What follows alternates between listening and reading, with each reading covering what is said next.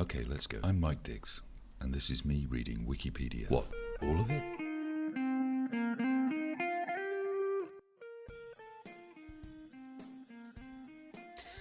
Today's random Wikipedia article is from a link that was at the bottom of the story I told of the Boston Malassacre, which is still my favourite description of a disaster. If you remember, there was a flood of molasses 25 to 30 feet tall that swept through the streets of Boston, Massachusetts. And at the bottom of that story was a link to a story about the London beer flood. The London beer flood was an accident at Moe & Co. Horseshoe Brewery, London, on the 17th of October, 1814. It took place when one of the 22-foot tall wooden vats of fermenting porter burst. The pressure of the escaping liquid dislodged the valve of another vessel and destroyed several large barrels. Between 128,000 and 323,000 imperial gallons of beer were released in total. The resulting wave of porter destroyed the back wall of the brewery and swept into an area of slum dwellings known as the St. Giles Rookery. 8 people were killed, 5 of them mourners at the wake being held by an Irish family for a 2-year-old boy. The coroner's inquest returned a verdict that the 8 had lost their lives casually, accidentally, and by misfortune. The brewery was nearly bankrupted by the event. It avoided collapse after a rebate from HM Excise on the lost beer. The brewing industry gradually stopped using large wooden vats after this accident.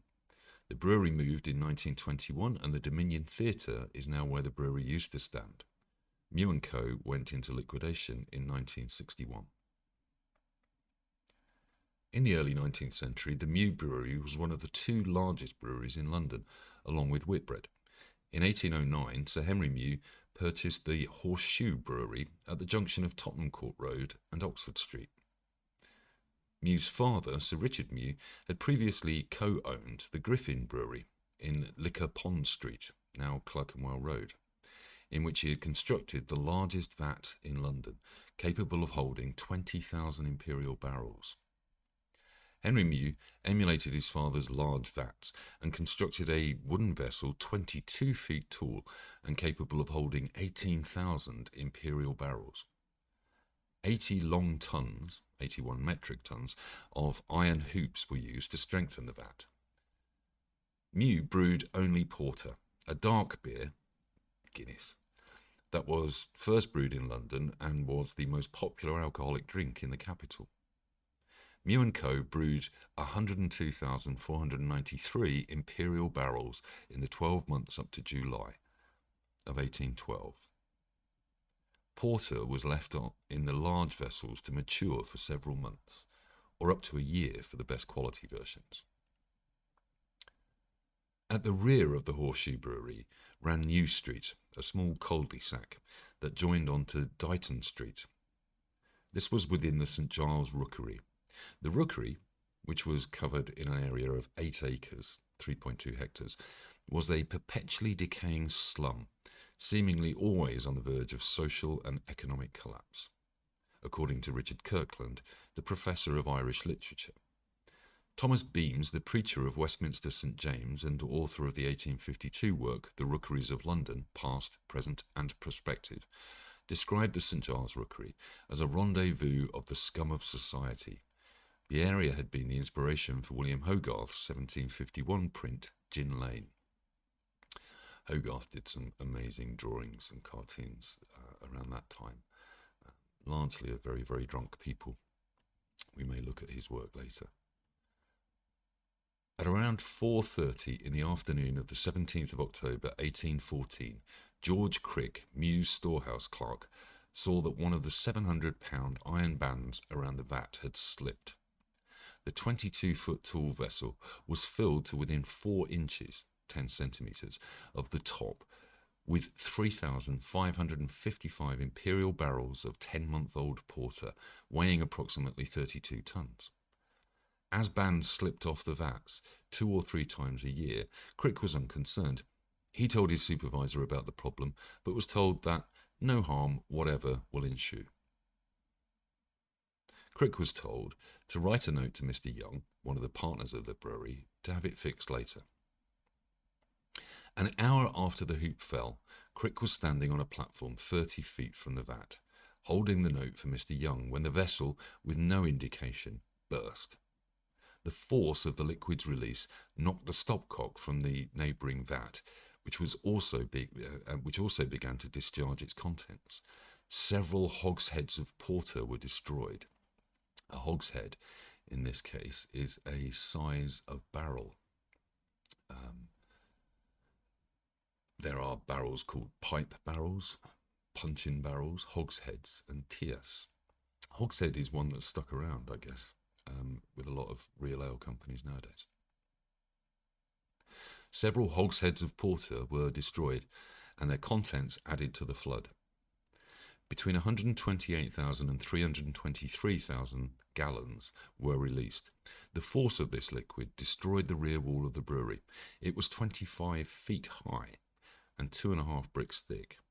Some of the bricks from the back wall were knocked upwards and fell onto the roofs of houses in nearby Great Russell Street. A wave of porter some 15 feet high swept into New Street, where it destroyed 2 houses and badly damaged 2 others. In one of the houses, a 4-year-old girl, Hannah Bamfield, was having tea with her mother and another child. The wave of beer swept the mother and the second child into the street. Hannah was killed. In the second destroyed house, a wake was being held by an Irish family for a 2-year-old boy. Annie Saville, the boy's mother, and 4 other mourners, Mary Mulvey and her 3-year-old son, Elizabeth Smith and Catherine Butler, were killed. Eleanor Cooper, a 14-year-old servant of the publican of the Tavistock Arms in Great Russell Street, died when she was buried under the brewery's collapsed wall while washing pots in the pub's yard. Another child, Sarah Bates, was found dead in another house in New Street. The land around the building was low-lying and flat, with insufficient drainage. The beer flowed into cellars, many of which were inhabited, and people were forced to climb on furniture to avoid drowning. All those in the brewery survived, although 3 workmen had to be rescued from the rubble. The superintendent and one of the workers were taken to the Middlesex Hospital, along with 3 others. Stories later arose of hundreds of people collecting the beer, mass drunkenness, and a death from alcohol poisoning a few days later. Nothing changes. It's a tragic flood. When we looked at the story about the Boston Massacre, people had been not stealing but collecting molasses from these leaking vats for years, and I imagine people scooped up much of the molasses in the streets to take home. And in this case, gallons and gallons of Guinness flowing through the streets of London, and the first thought of hundreds of people in London is to collect it and, I imagine, swim in it. The brewing historian Martin Cornell states that newspapers of the time made no reference to the revelry or of the later death. Instead, the newspapers reported that the crowds were all well behaved.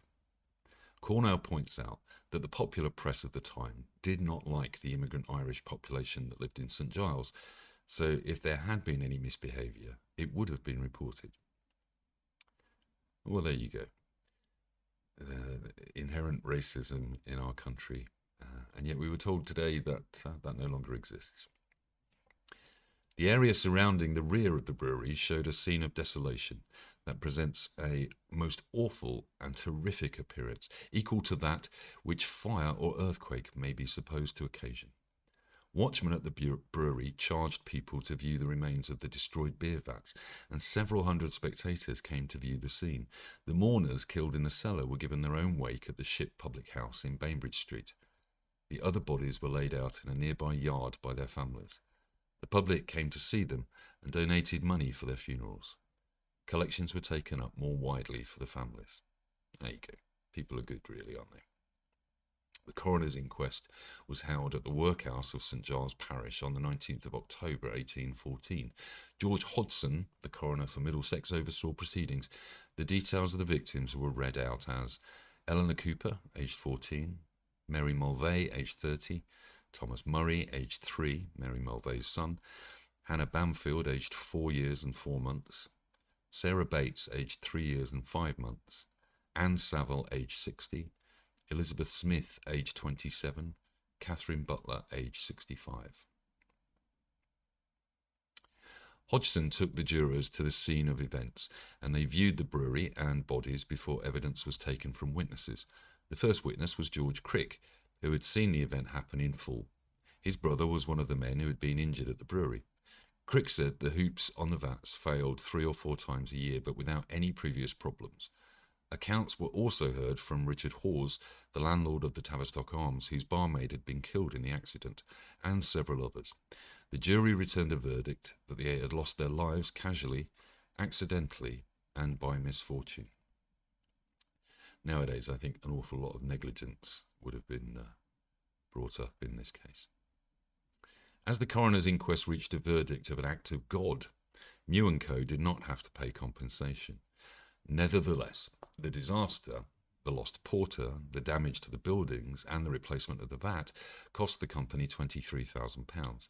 After a private petition to Parliament, they recovered about £7,250 from HM Excise, saving them from bankruptcy.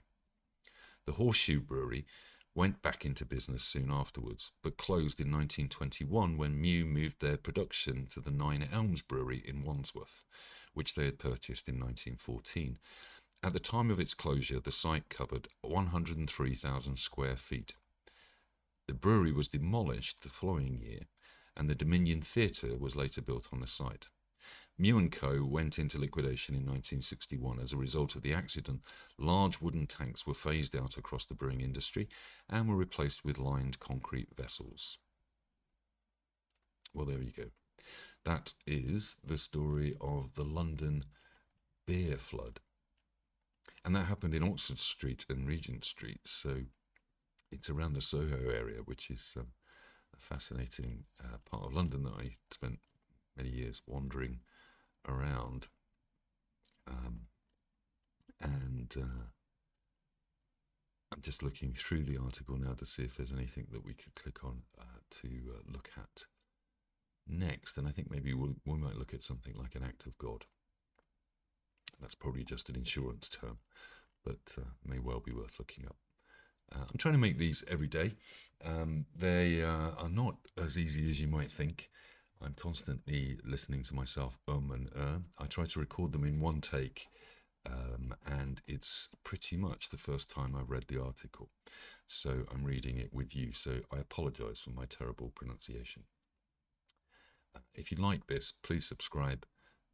Send me some ideas for what you'd like me to read investigating Wikipedia, and leave a comment, good or bad. Bad actually generates more followers, so leave a bad comment. Go on, be awful.